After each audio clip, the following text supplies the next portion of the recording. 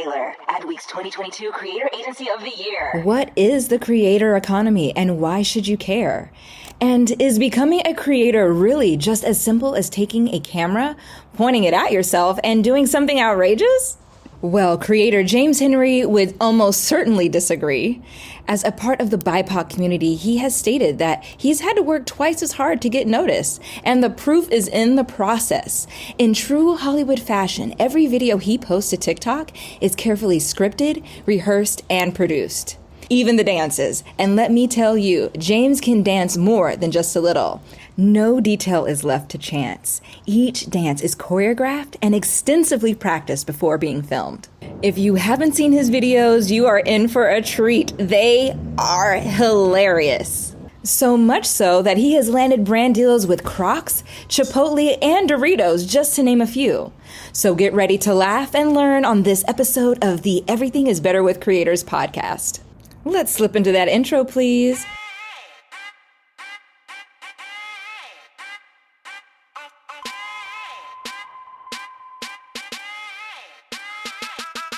Everything is Better with Creators, the podcast that takes a deep dive into all things creator economy. Produced and presented by Whalar. Whalar, we power the creator economy. With your hosts Ashley Rudder, Emma Harmon, Jamie Goodfriend, and Marco Bertozzi.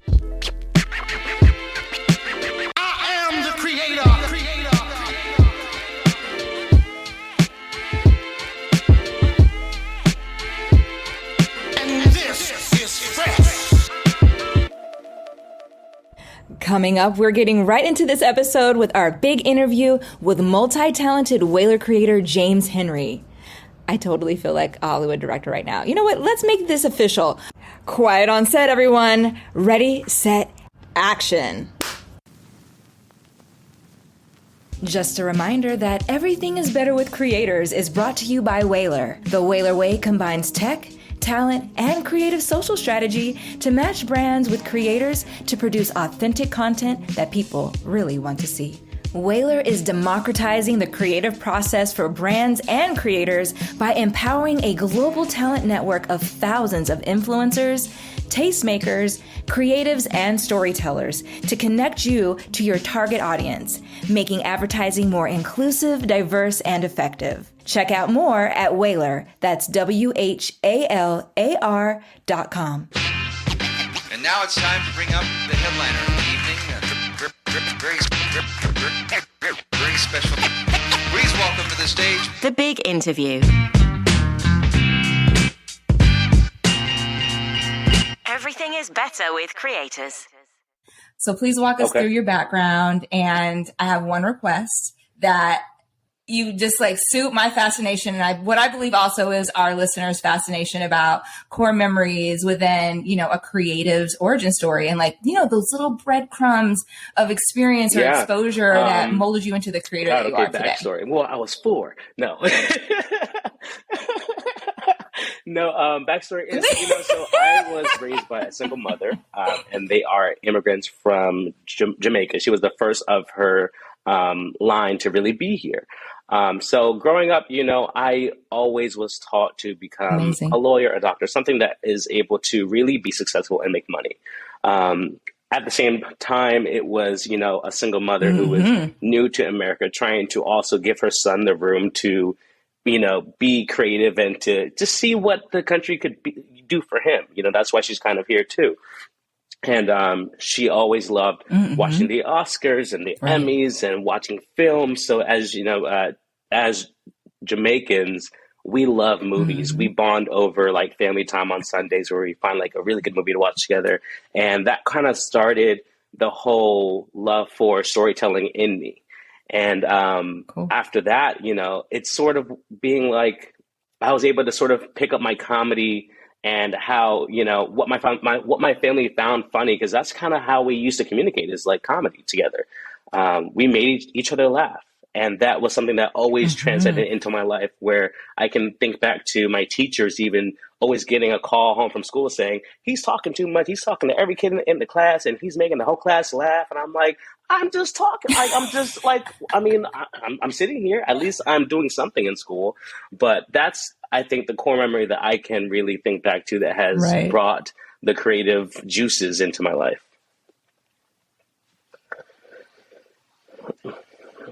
Incredible. And come on, like those teachers in elementary school, I'm like, can we live? Can these children not live? Because look, and express themselves? Too much. They're very social, and they're probably doing something in social media or some sort of like, public eye light right now because they love being a people person. Totally. Oh my gosh. So, I mean, and I love the fact that there's this family film watching moment and that's the bonding that happens. I can totally relate. My mother is a huge fan of like Turner Classic Movies. So same, like that definitely had a huge impact on me and how I saw the world. So that makes complete sense. And I think I'm probably getting ahead of myself with this next question, but when it comes to where you are when you're filming, like we're talking about like what looks like corner store bodegas, hospitals, which looks like it has like authentic equipment. I'm all, does James have like a full plane fuselage in his backyard? Like, tell me more. Like, I need to know what is going on with your content creation process. And please do not be shy. We need to know planning phases, inspiration ports, storyboarding, and like access. At this point, I really just need to unprecedented create, like, build an access set in my backyard. I think that just needs to happen because we use it way too often. So a couple of years ago, when a lot more people were getting on social media and it was sort of like becoming a battle between like, how do you stay relevant? How do you get past the normal videos that people are just creating just to recreate, just to want to be seen? And, me and my best friend, Dre Knows Best, who I went to high school with, we've known each other since like sophomore year of high school, and we're still literally friends. Oh my gosh. Yeah. I need to know more about that. That's definitely further down the line in my questionnaire, but yes, we have got to get to Dre Knows Best because I'm too done. Love that. You. And love you all. Love your chemistry. It got to a point where I wanted to raise, set a new standard, raise the bar and say, okay, how do we like take things out of like being so boring or mundane to what everyone's doing, and how do we shake it up? And I love film. I love television. I always have. I'm an actor, so I've done commercial work. I've done film work. Just made our first Broadway debut on TikTok's For You page musical last month. And I was like, you know what? I saw that, which looks incredible. Yeah, it was. And I love the build up to that, James. I never thought I would be on Broadway. So that is one thing that, I think smaller me would be like, wow, okay, cool. I came up with the idea of renting sets, renting, different sort of like jail sets, hospital room sets, morgues, restaurants, because I wanted it to feel organic. I wanted you to come to my page and feel like I'm watching a TV show. I'm watching the James Show. You know what I mean? And Dre was like, let's do it. And me and her are so ride or die that we're just like, whatever the other person comes up with, we go with it. We're like, all right, I don't know what you're thinking. I know it's crazy, but I'm on board. Let's do it.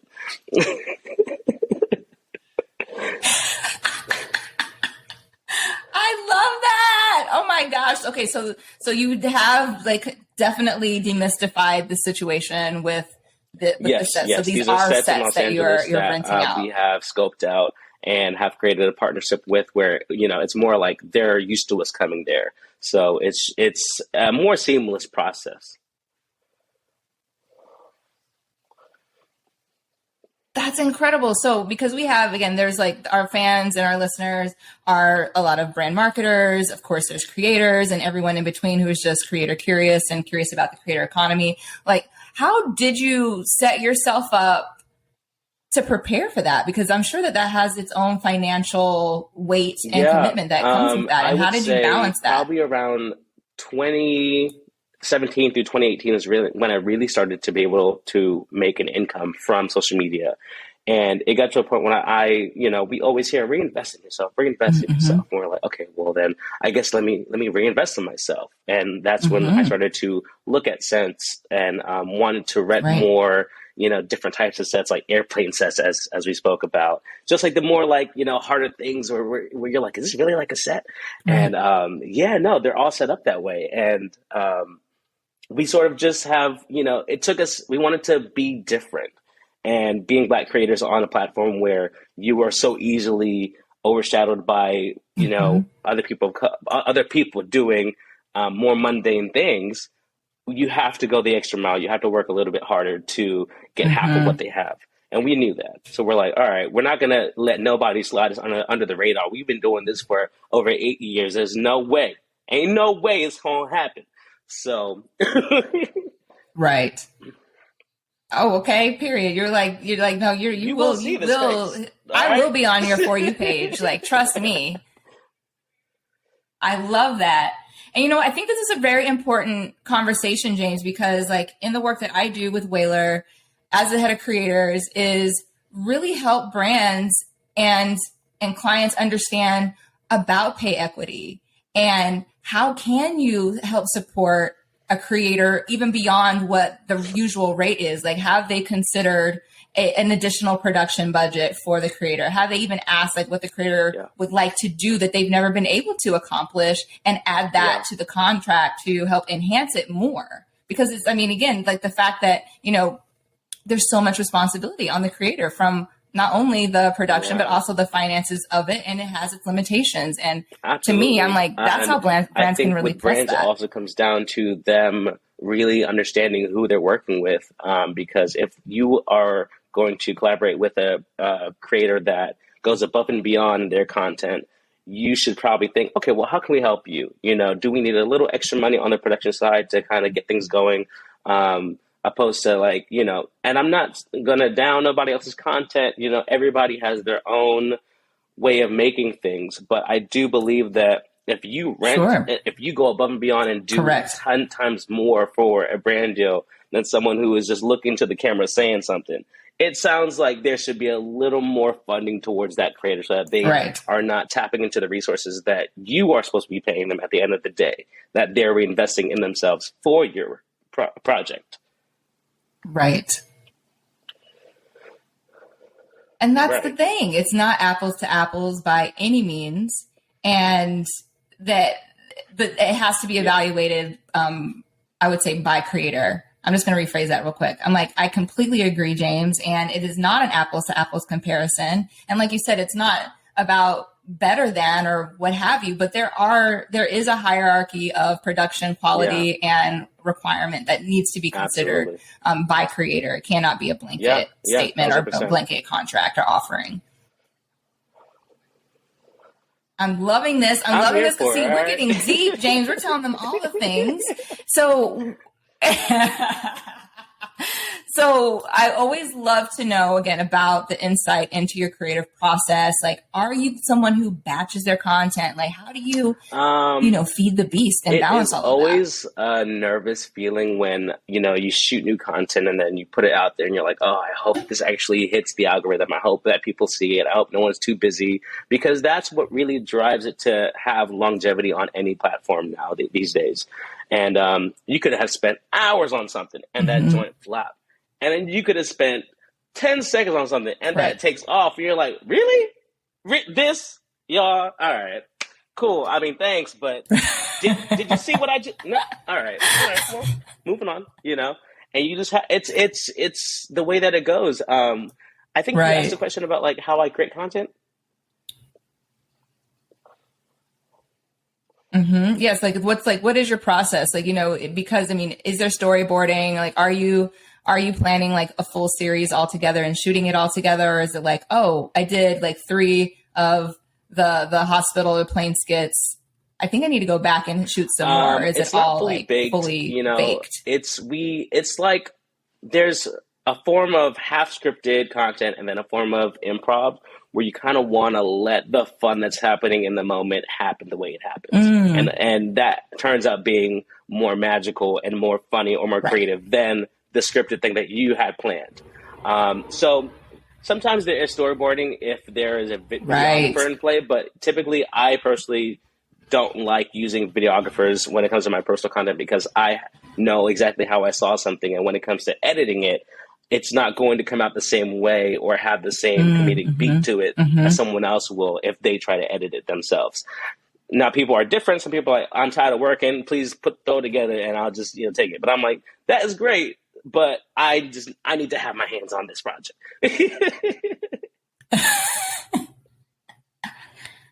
Totally. And I get that because, and for creators, you can say what you will about how and possessive, if somebody say possessive, but I say it's excellence in execution because, you have a vision. Like you built this brand from scratch. No one would know better than you on what the end result should be. So yeah, they need to cough up that content and let you work your magic on it. I have shot something and I go home and I edit it. I'm like, oh, this is terrible. And I'm like, you know what, let me let it sit for a couple of days. And I let it, boil and simmer. And then I come back and I'm like, oh, wait, let me throw this out in here. Let me move this around. Da, da, da, da. Right. And all of a sudden I'm laughing myself at a joke that I wrote. I'm like, come on, bro. Like, it's, you kind of know how to curate sounds and clips and, the it factor of the video, as I would say. Mm-hmm. I think that there's something really major there. I know that people clear their drafts all the time or revisit something that there is something to it because you can be so close to a piece of content and, or be your worst critic. And there is something to be said about letting something marinate a little bit in your files and then coming back to it and then seeing it with new eyes. Sorry, pause. I think my headphones died, but do y'all still hear me well? Okay. I can hear it, but Jeff and Kalina, can you hear? Okay, I can hear you, James. Yeah. Okay. Well, I hope not. Let me just. Okay. Yeah, I was like, did okay, it cool. die? I saw your face. I was like, what happened? Anything. Okay.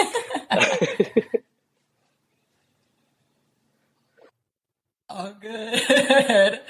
All good. Well, you know what? It's good to know that. It's good to know that you allow for room for improv and, the natural progression of something that's hilarious. And of course, building off of the chemistry that you have with whomever else you're featuring in your story. So good. Well, let's lean into that a bit more because you have an incredible community of creators that surround you. Of course, we spoke about Drea Knows Best. I love seeing Brandy Marie and so many others in your content. I would love to hear about, how are collaborations a part of your workflow? And of course, if there's any advice that you could give to creators who want to collaborate more and don't know how to go about it, what gems of wisdom I'd say in terms of collaboration, always, I think it's best to build a foundation of people that you want to create with so that you guys have the ability to really work and make magic together. There's always this nervous type of feeling when you meet new people and it's like you want to tiptoe and you want to be nice and it's like, hey, can you do this? Or, opposed to being like, hey, Brandon, I need you to do this right now. We better shoot this. She's like, all right, cool. It's you get this nervous feeling where you don't want to embarrass yourself in front of somebody else. And it's so hard to get past that. And I've seen that when people tell me, oh, I would love to collaborate with you guys and I invite them to shoot with us and they're literally there for a couple hours sitting quietly. And I'm like, hey, are you okay? And they're like, I just, I don't know. There's a lot going on. I'm like, yeah, but you're here to shoot. So I think you should shoot something, and I kind of have to nudge them into it. And then they're like, oh, now I'm all creative now. Right. So for new creatives, I think you definitely have to create a bond and create a relationship where you guys are open and you can feel like they're your actual real friend. Create a friendship. Work is so much better when you are working with friends and working with people who you feel like you don't know or you have to tiptoe around because you can't be yourself. Be yourself. That's why you're here. That's why you're creative, Right. So good. I mean, and I love hearing that you're approachable and that you're open to, letting people enter your space because it does feel as though you and Drea, everyone has such a great camaraderie. And so, and you can see it play out on film. Years of friendship, literally over a decade of friendship is what that is. Yeah, tell me. Please enlighten us with a bit of a backstory on Drea Knows Best because she is in so many videos with you. And when I tell you, y'all have me cracking up. Drea I'm so done. Knows Best, and I, aka Drea. She moved to Rockville, Maryland, in sophomore year of high school, where her mother was a diplomat at that time. So they're always hopping around from school to school. And I just, I'm sitting by the bus stop and I just see this really tall girl. And I'm like, back then I was really active in my family, religious beliefs. And I was like, hey, you used to come to church with me on Thursday. I'm going to go to choir practice. And she's like, sure. And she will tell you that story that same exact way. She was like, okay. And she actually comes. Fun. And we actually hang out. And, from there, it just blossomed into this, really, one of the best relationships I have in my life is with this girl right here, who's my ride or die. And, we've been, even we going to school, 2 different states, she went to Penn State, I went to FIU in Florida, and we still would always make time to connect and bond. And she moved to LA and I moved to LA, and we're like, all right, so we're going to do this, right? And she's like, yeah, let's do this. If we're going to do this, we got to do it hard. And I was like, okay, I'm not playing with you. She's like, I'm not playing with you.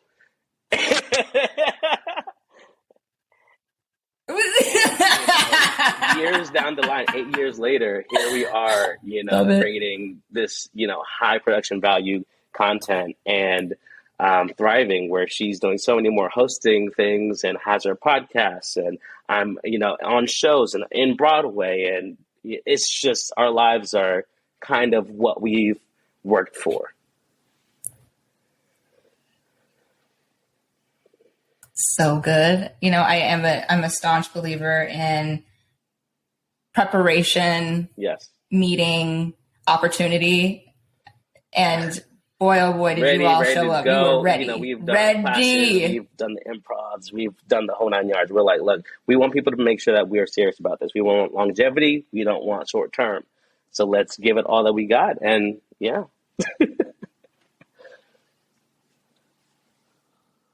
I live. So, since we're on this, it's such a beautiful segue into manifestation and where do you see your career evolution going? Because come on, we're talking Forbes, we're talking Broadway, we're talking Mariah Carey, casually. Come on, you're hosting things, you're talking about things, you are that guy. Nice to hear. So years ago, I was asked to create a show for Musical.ly, which was TikTok back then. And they asked me to create a 13-episode show that were 2 minutes long each episode, and with a with a set budget. And after that, it was such a success that really took my mental state into a whole other level of saying okay, I know you want to be in things, but why not also think about creating things? You were able to do this by yourself. Imagine if you had a team. Imagine if you were given an overall deal at somewhere to create one episode. Sorry, it's my dog that she just... Girl, sit down. Come on. She's a German... That's okay. What kind of dog do you have? Oh, I love that. I have a German at home, so love, and I love pits. So that's a great combination. I lost my... I'm sorry, y'all. Oh, so you were saying that you it opened your eyes to bigger thoughts of what you could accomplish if you had a team. People who have really been successful from their careers on social media, which have been like Issa Rae and Quinta Brunson. They are literally setting the standard of what you can do and what's possible. So it's, yes, I do want to be in films, and I think I'd rather just act in it, and then sometimes be like, okay, maybe I want to create, every now and then. But that's really where my heart is. I just love storytelling. Right. It always brings me back to the small boy who would watch the Oscars with his family and watch all these movies and saying, one day I'm going to be on this screen. I'm going to be in the homes of people around the country, around the world, and they're going to be able to say, oh, I love this movie that he did.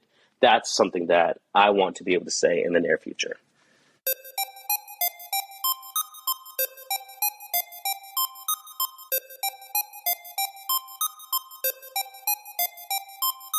We hope you enjoyed what you've heard and will come along with us as we navigate this journey to the promised land of the creator economy. Make sure to subscribe or follow our show on Apple Podcasts, Spotify, Google Podcasts, iHeartRadio, or wherever you like to listen to audio. And of course, we'd love a rating and review if you get the chance.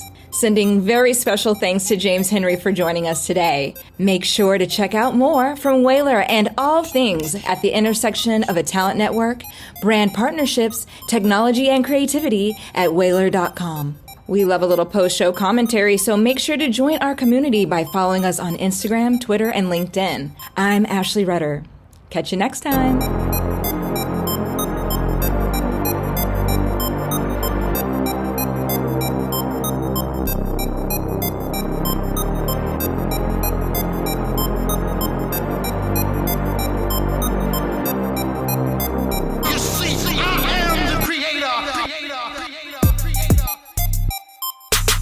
Everything is Better with Creators is produced by Whalar. Whalar, we power the creator economy. Learn more at whalar.com.